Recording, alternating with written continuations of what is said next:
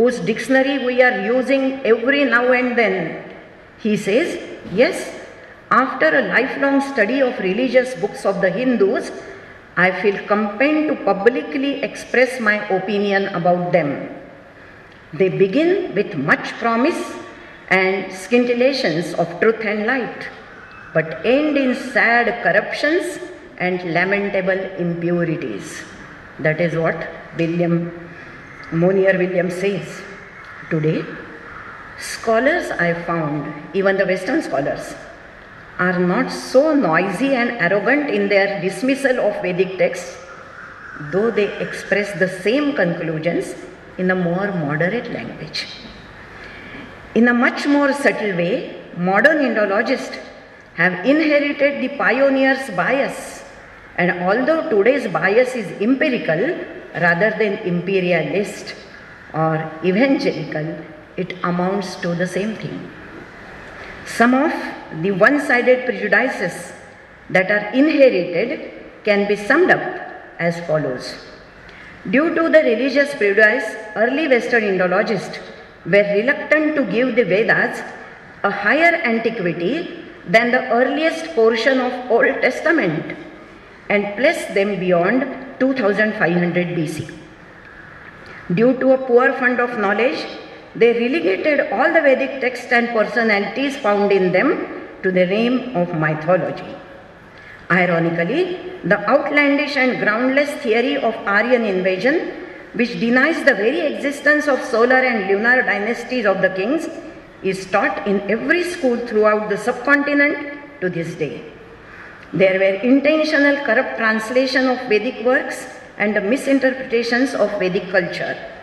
They rejected the idea that Sanskrit was the mother of at least Indo-European languages, as at first very ably propounded by Franz Bopp and often mentioned by ancient Indian authors. It is extremely lamentable that some modern-day Indian scholars continue to glorify such European Indologists as unbiased students of Sanskrit literature. However, what is more lamentable is that the dream of Macaulay has come true. Nowadays, while the Western world turns its face towards Indian philosophy for the answers of life's complexities, the greatest adversaries of Vedic culture are the Indians themselves. The so-called secular leaders, the journalists, the educationalists, in fact, the whole westernized cream of India. And what is more paradoxical is most of them are supposedly Hindus. The result of this is a youth which apes the West.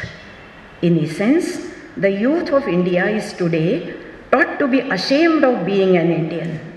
They are ashamed of their religion and the ethics given by their forefathers. They have been made to believe that embracing westernization is the only way they can progress in life. In this way, British are still masters of India. Until India wakes up to her mistake and strives to rediscover her spiritual heritage, she will remain under the yoke of the ghosts of Macaulay and the British educational system. We must change it. We must change.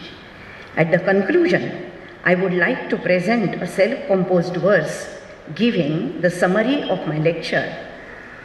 Vivechitatra व्याख्याने प्राच्य विद्या विशारदाः अस्मिन् व्याख्याने प्राच्य विद्या विशारदाः विवेचिताः कक्षा बाह्याः तथान्तस्थाः within and beyond the orbit ख्यात श्लोका स्वप्रयत्नतः प्राच्या प्राच्याः प्राच्याः अप्राच्याः जगन्मान्याः केचित् दुष्टप्रयोजनात् न्यक्कारिताः अपि सौजन्यात् निर्दिष्टात्र विवेचने.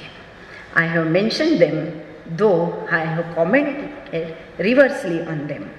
Now, here is a small message for the youth of India.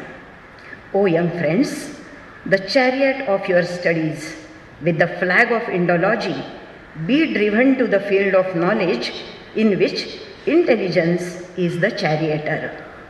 निवेद्यते युवावर्गः, निवेद्यते युवावर्गः चोद्यतां भवतां रथः, चोद्यतां टू ड्राइव। सध्वजः ज्ञानक्षेत्रेऽस्मिन् बुद्धिसारथ्यगः सदा, निवेद्यते युवावर्गः चोद्यतां भवतां रथः, सध्वजो ज्ञानक्षेत्रेऽस्मिन् बुद्धिसारथ्यगः सदा, बुद्धिसारथ्यगः सदा। धन्यवाद।